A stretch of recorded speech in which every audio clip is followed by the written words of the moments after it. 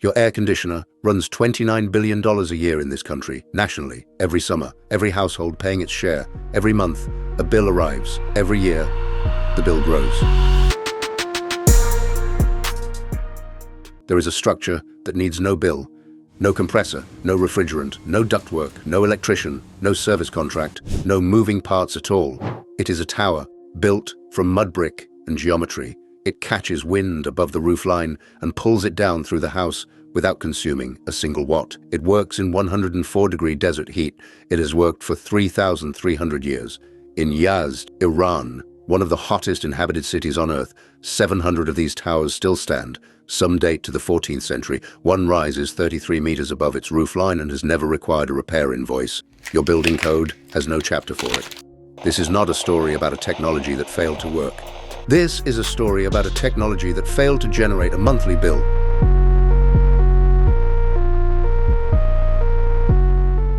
Welcome to Off-Grid Secrets. The archive opens not in a laboratory, not in a university, in a desert, the central Iranian plateau. Approximately 4,000 years before the present day, temperatures exceed 40 degrees Celsius in summer, 104 degrees Fahrenheit. The soil is dry. The wind blows in from the desert with nothing to stop it. The people who lived here had no electricity, no refrigerant, no mechanical compressor. They had physics.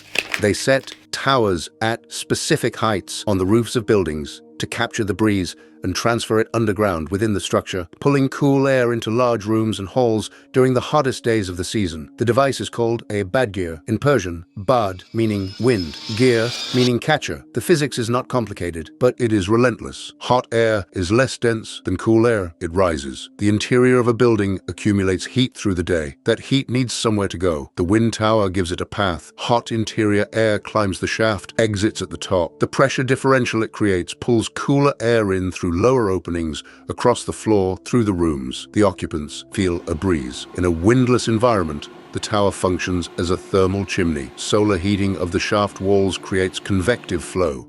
The air moves without any input except geometry and temperature difference.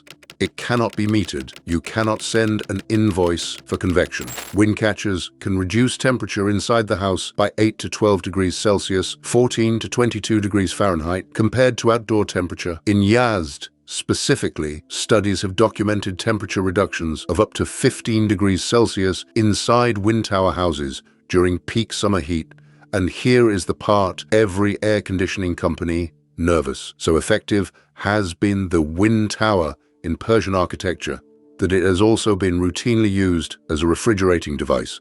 Many traditional water reservoirs built with wind towers are capable of storing water at near-freezing temperatures for months. Near freezing, in the middle of a desert, with no electricity. If you want to know more secrets they don't want you to find, hit like and subscribe. We're just getting started. Now pivot to Egypt. In Egypt, artwork near Luxor from around 1300 BCE depicts early wind tower designs atop the residence of Pharaoh Nebamun. These evolved into the Malkaf system, an early form of wind catcher. The British Museum holds the evidence. A painting on a wall, 3,300 years old, showing a tower rising from a roof line to catch the prevailing wind. The homeowner's name is recorded. His cooling system still on the same principles. Your central air conditioner was invented in 1902. It has a lifespan of 15 to 20 years. It requires refrigerant recharges, filter replacements, coil cleaning, capacitor swaps, compressor rebuilds. Every repair is an invoice. Every breakdown in August is an emergency. The Malkaf has no capacitor. It has no refrigerant. It does not break down in August. It has been August in Egypt continuously for 3,300 years. The shape does not care about supply chain disruptions. Is where physics becomes architecture. A typical badgir comprises a ventilation shaft with its lower end opening in a space or room and the other elevated end rising from the roof to catch wind. Badgirs concurrently work as a wind scoop and a heat sink. If wind blows from one direction, the windward openings become inlets and the leeward openings become outlets. The design is not singular.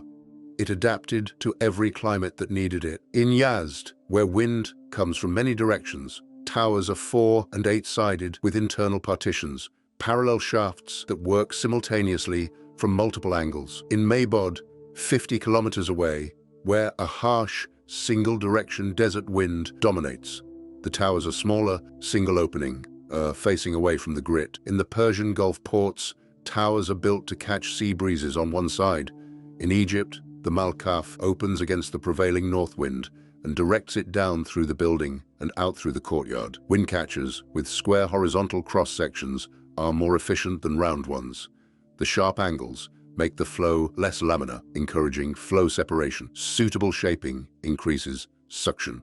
3,000 years of geometry optimization. No patent pending. The towers also solved the refrigeration problem. Wind catchers are built onto water cisterns where they efficiently chill stored water through evaporative cooling. When there is little or no wind, air rises up the tower, the walls of which are heated by the sun, drawing cool, humid air from the courtyard and basement through the summer rooms. They found every mode of physics and used all of them. Stack effect, wind pressure, evaporative cooling, thermal mass, underground air channels called qanats. They combined them into systems that maintained livable temperatures in one of the most hostile climates on Earth for millennia. No monthly service agreement required. Now follow the numbers into your house. Air conditioners use about 12% of all electricity in United States households. Annually, this adds up to about $29 billion for homeowners, not $29 billion for the HVAC industry. $29 billion pulled directly from household budgets, every summer, every year, permanently. That is not including installation. A central HVAC system costs $5,000 to $12,000 to install. Ductwork alone in a new build runs another $2,000 to $6,000. The average lifespan is 15 years. Then you replace it every 15 years. Another invoice, another installation crew, another refrigerant charge. A wind tower integrated into a structure at time of building costs more in design than in materials. The materials are mud brick, clay plaster, and geometry. A modern DIY wind tower system designed for a small off-grid house can be built for $3,500 in materials. No moving parts, no refrigerant, no scheduled maintenance, no monthly bill, no monthly bill. Forever. That is the sentence the HVAC industry cannot allow you to fully sit with. Generally, the cost of construction for a wind catcher ventilated building is less than that of a similar building with conventional HVAC systems. The maintenance costs are also lower. Unlike powered air conditioning, wind catchers are silent and continue to function when the electrical grid fails. When the grid fails, in August, when everyone needs cooling simultaneously and the grid collapses under the demand and your neighbor's compressors are dead and the repair queue is 6 weeks long, the wind tower does not notice. If this information should be free for everyone to know, like and subscribe to Secret Lab. This channel exists because people like you share it. Now look at who is using this technology today. Not rural villagers, not off-grid homesteaders navigating county variance procedures. Buildings. Council House 2 in Melbourne, Australia, uses 3-story tall shower towers, cloth structures kept wet by a trickle of water, where evaporative cooling chills the air before it descends into the building. The Blue Water Shopping Centre in Kent uses windcatcher towers. A windcatcher has been used in the visitor centre at Zion National Park in Utah, where it functions without the addition of any mechanical devices to regulate temperature. Zion National Park, Utah, American soil, a working windcatcher in a federally operated visitor center.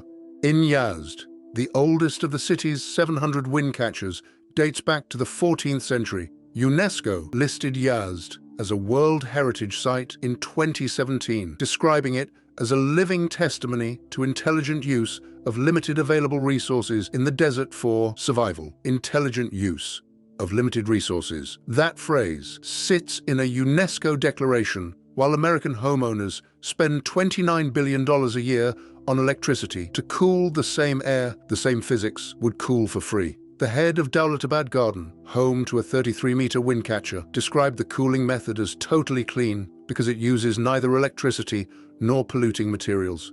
Totally clean.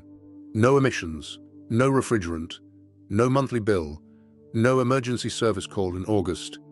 Yazd is a bustling city today, full of motorcycles and high-rise buildings.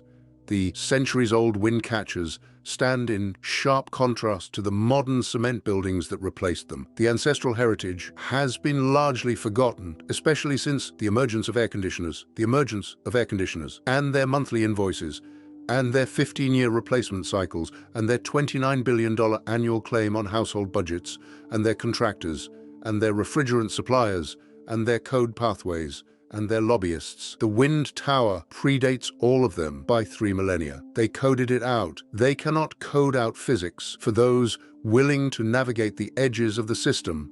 The path exists. Owner-builder counties in Arizona, unincorporated Texas, Hudspeth, Presidio, Brewster, Terrell, Missouri, with no state building codes. New Mexico, with explicit codes for alternative construction and a sustainable building tax credit.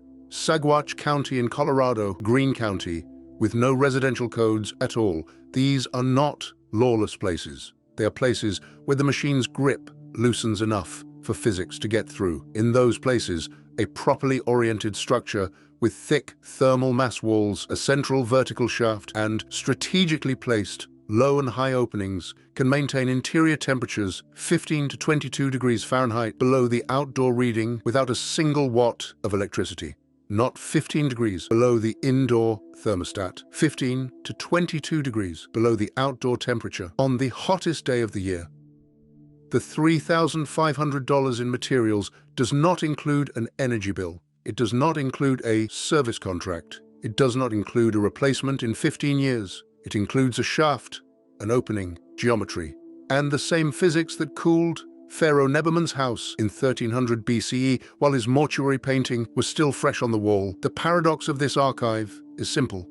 A cooling system older than written history, validated by 3,300 years of continuous use, implemented in American national parks, British hospitals, and Emirati zero-carbon cities, has no prescriptive code pathway in the country that calls itself the land of innovation. The reason is not technical. The tests exist, the data is published. The physics does not update every 3 years and does not require committee approval. The reason is economic. Air conditioning accounts for about 19% of electricity consumption in United States homes, 254 billion kilowatt hours annually. That is not a waste, that is revenue. Someone collects it every month, every year, from every household in America that sits inside a code-mandated structure that cannot cool itself. A house that catches wind generates no invoice. A street of houses that catch wind is a street of lost utility contracts. A subdivision of passive cooling is a subdivision the HVAC industry cannot enter. The machine produces one output, the ductwork goes in, the compressor goes in. The service contract gets signed. The bill arrives in August. The bill arrives next August. The bill arrives every August until the compressor fails and the replacement crew arrives, and the new contract gets signed. The wind tower sits outside the machine entirely. It has always been outside the machine. It is waiting. The archive closes with the same question it opened with. Nor does it work. It has worked for 3,300 years. The question is, who profits when it doesn't? Next in the archive, the underground earth tube that pulls 54-degree ground air into your house before it ever touches the compressor. The Romans ran them beneath their villas. Your subdivision coded them out. And if you made it this far, you already know more than they want you to. Like and subscribe to Cesarate Lab. Every share breaks the machine a little more.